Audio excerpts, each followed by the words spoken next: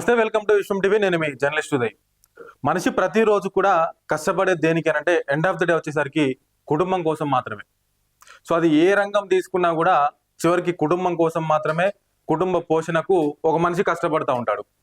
So అది రాజకీయాలకు సంబంధించి కూడా ఒకసారి మాట్లాడుకుంటే, రాజకీయాల్లో కూడా ఇప్పుడు ఎన్నికల్లో పోటీ చేయడం కావచ్చు, నామినేషన్ వేయడం కావచ్చు, గెలవడం కావచ్చు, ప్రజలకు చేయడం కావచ్చు, ఇట్లా అల్టిమేట్గా ఒక మనిషి ప్రజాసేవలో ఉన్నప్పటికీ కూడా తను కష్టపడేది ఎవరి కోసం అని అంటే ముఖ్యంగా వాళ్ళ కుటుంబం కోసం. ముందుగా పిల్లలు, కట్టుకున్న భార్య, అమ్మ, నాన్న, ఇట్లా వాళ్ళ కుటుంబం కోసానికి కష్టపడుతూ ఉంటారు వాళ్ళు చేసే పని.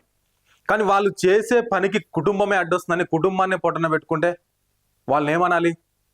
ఎస్, మీరు వినేది నిజమే. ఒకసారి ఈ వార్త చూద్దాము, దాని తర్వాత ఒకసారి మాట్లాడదాం రండి. చూద్దాం. సర్పంచ్ అవుదామని కన్న కూతుర్నే చంపేశాడు.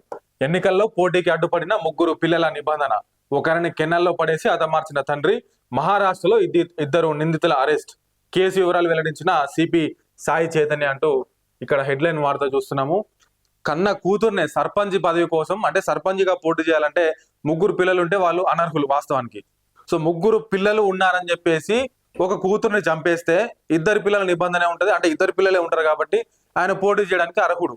సో కాబట్టి ఈ కన్న తండ్రి ఏం చేసిందంటే తన కూతుర్ని చంపేసిందంట కేవలం సర్పంచ్ పదవి కోసం. సర్పంచ్ ఎన్నికల్లో పోటీ చేసేందుకు అడ్డుగా ఉందని ఓ తండ్రి ఏకంగా తన కూతురుని హత్య చేశాడు. ఈ దారుణ ఘటన నిజామాబాద్ జిల్లా ఎడపల్లి పోలీస్ స్టేషన్ పరిధిలో జరిగింది. ఈ కేసుకు సంబంధించి పోలీసులు ఇద్దరు నిందితులను అరెస్ట్ చేసి సోమవారం రిమాండ్ కు తరలించారు.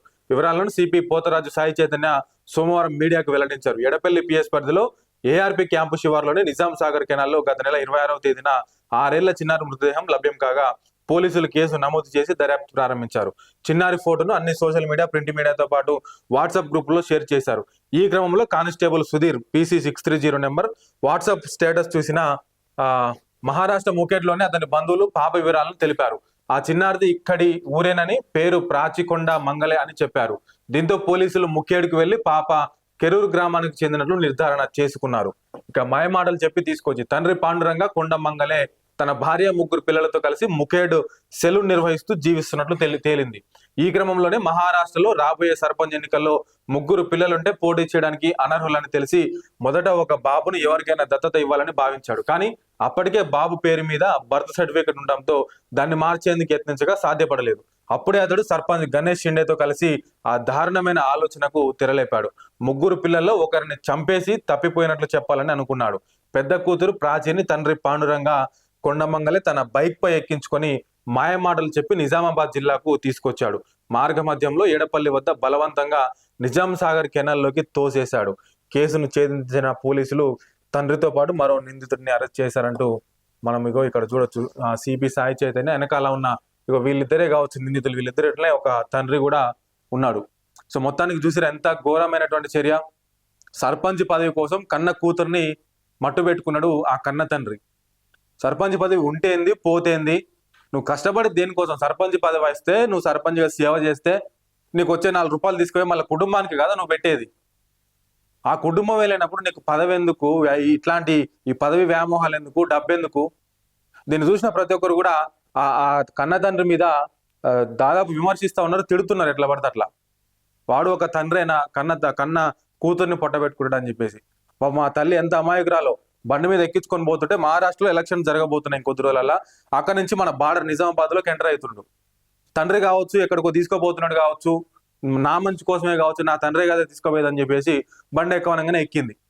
కానీ ఆమెకేం తెలుసు కెనాల్లో తోసేసాడని చెప్పి.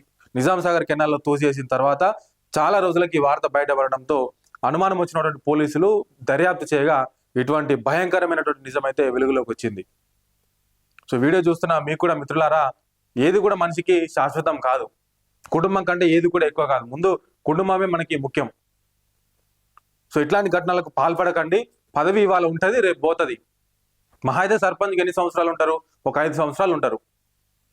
దాని తర్వాత పరిస్థితి ఏంది? జీవితాంతం కన్న కూతురు విషయంలో ఇప్పుడు ఆ తోసేసిన తండ్రి బాధపడకపోవచ్చు. తర్వాత నిజం తెలిసిన ఇప్పుడు తల్లి ఎంత బాధపడుతుండొచ్చు, ఆమె తమ్ముడు కానీ చెల్లె కానీ వాళ్ళు ఎంత బాధపడుతుండొచ్చు. సో ఇట్లాంటి ఘటనలు పునరావృతం కాకుండా చూడాలని చెప్పేసి మీకు కూడా విజ్ఞప్తి చేస్తున్నాను. చూస్తూనే ఉండండి విశ్వం టీవీ.